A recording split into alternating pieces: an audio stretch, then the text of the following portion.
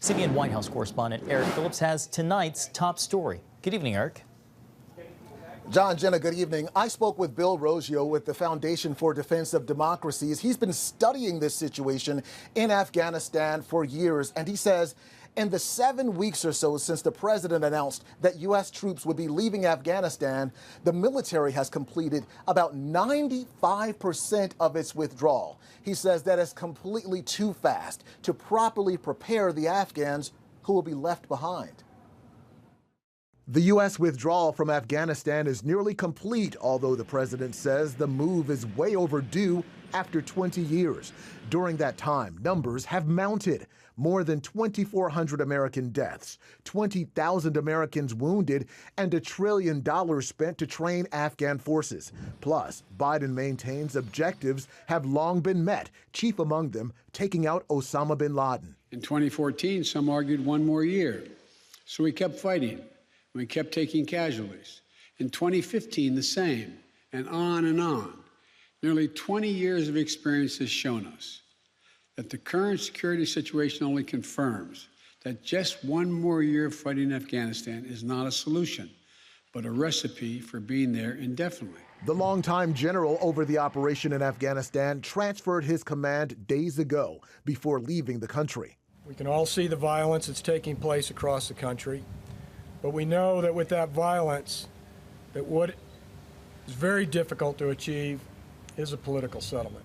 Bill Roggio with the Foundation for Defense of Democracies says the execution of the drawdown is the problem. The U.S. withdrawal, while it's being characterized in some corners within the U.S. military and government as being a responsible withdrawal, it has been anything but. It's, again, highly irresponsible, rushed.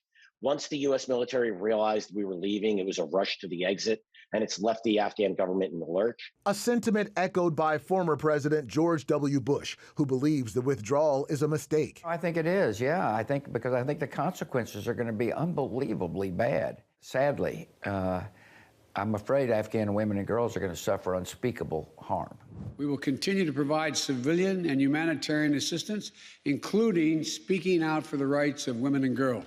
The White House says U.S. officials are reaching out to Afghan interpreters and others who helped the U.S. who are now left vulnerable by the American exit. We are launching what we are calling Operation Allies Refuge to support relocation flights for interested and eligible Afghan nationals and their families who have supported the United States and our partners in Afghanistan. The president says U.S. funding and equipment support for Afghan forces will continue.